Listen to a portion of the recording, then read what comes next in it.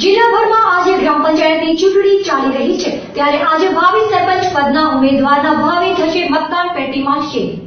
સરકાર દ્વારા ગ્રામ પંચાયતની ચૂંટણીના પ્રચાર વેગની સાથે કરવામાં આવ્યા, ત્યારે આજે તારીખ 27ના રોજ તમામ જિલ્લામાં ચૂંટણીનો ઉત્સવ મનાવાઈ રહ્યો છે. તો ગ્રામોમાં આજે ચૂંટણી ઉત્સવનો માહોલ પણ જોવા મળી રહ્યો છે. તેવામાં આજરોજ તમામ ગ્રામ પંચાયતોના સરપંચ પદોના ઉમેદવારોના ભાવિ મતદાન પેટીમાં સીલ કરવામાં આવશે. તો સાથે આજે ભુજ તાલુકામાં 49 ગ્રામ પંચાયતોની ચૂંટણી કરવામાં આવી છે, ત્યારે સાંજે 5 વાગ્યા સુધીમાં મતદાન પ્રક્રિયા બંધ કરવામાં આવશે. તો કુલ 115 બૂથ નક્કી કરવામાં આવ્યા છે, જેમાં 14 રૂટોના પેનલ ઓફિસરો દ્વારા ખરાઈ રિપોર્ટ આવ્યા બાદ તમામ કાર્યવાહી પૂર્ણ કરવામાં આવશે, જેથી ભુજ તાલુકા પૂરતો 650 જણનો સ્ટાફ કાર્યરત કરવામાં આવ્યો છે. તેમજ પૂરતા બંદોબસ્ત પણ ગોઠવવામાં આવેલ છે, જેમાં તાલુકામાં અતિ સંવેદનશીલ મનાતી 10 પંચાયતો છે, તેના 23 મતદાન મથકો સરકાર દ્વારા નક્કી કરવામાં આવેલ છે.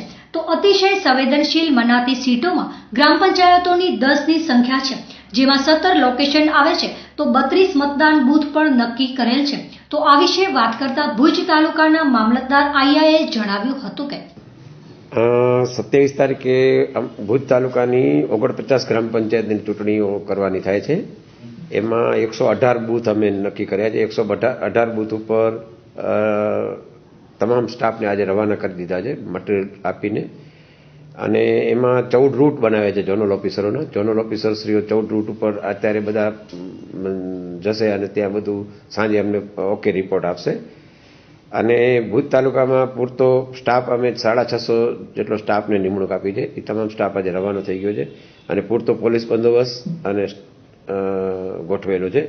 હવે ભુજ તાલુકામાં બીજું રીતે જોઈએ તો અતિ સંવેદનશીલ 10 ગ્રામ પંચાયતો છે અને 10 એના સ્થળ છે, અને મતદાન મથક 23 થાય છે અલગ અલગ એના. અને એ જ રીતે સંવેદનશીલ છે એ 10 ગ્રામ પંચાયતો છે અને એના 17 લોકેશન છે, અને મતદાન મથક 32 નક્કી કરેલા છે હવે. હા, ચૂંટણી કાલે સાંજે 5 વાગે પૂરી થઈ જશે. પછી આપણે લાલન કોલેજમાં પાછું અમે ત્યાં બધો સ્ટાફ આવશે, એનું બધું રિસીવિંગ કરશું, અને ત્યાં જ અમે સ્ટ્રોંગ રૂમ રાખેલું છે. એની અંદર પેટીઓ રાખી અને સીલ કરીને પોલીસને કબજો આપી દેશું, અને 29 તારીખે એની કાઉન્ટિંગ થશે.